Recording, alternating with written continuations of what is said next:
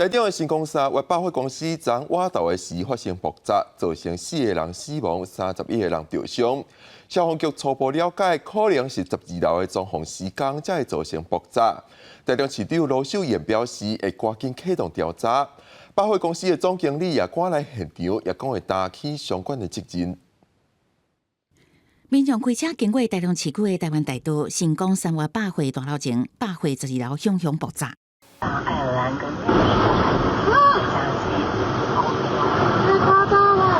爆炸声了后，火焰真大，真侪砖仔架位12楼落落来，现场那亲像去互崩过共款，还佫有人倒伫涂骹等待救援。当时当地世界民众讲到代志发生迄当时，也是心惊惊。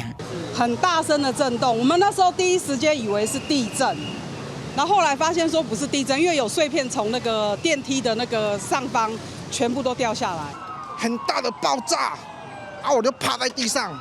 哎呀，我公司在旁边啊，一爆我就趴在地上，全部都是烟。台中成功3月13中昼11点半发生严重起爆意外，消防局局部派遣大队消防人员赶到现场，佮启动大量消防机制。到下晡4点，疏散差不多230外民众，现场造成至少4个人死亡，其中2个人是百货员工。台中市消防局表示，爆炸位置初步判定伫12楼。据了解，它是瓦斯气爆。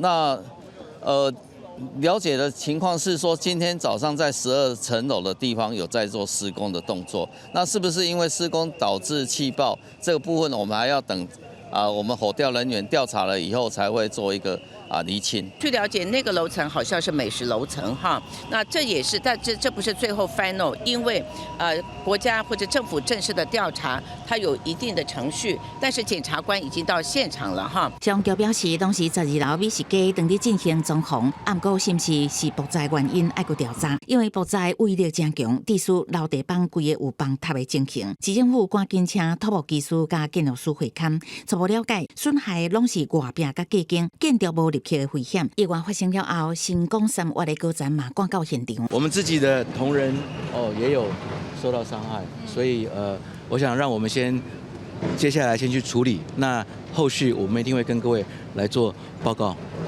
成功3月总经理表示，公司会配合相关单位的调查，并负起该负的责任。市政府表示，在查清楚爆炸原因了后，会追究相关的责任。记者综合报道。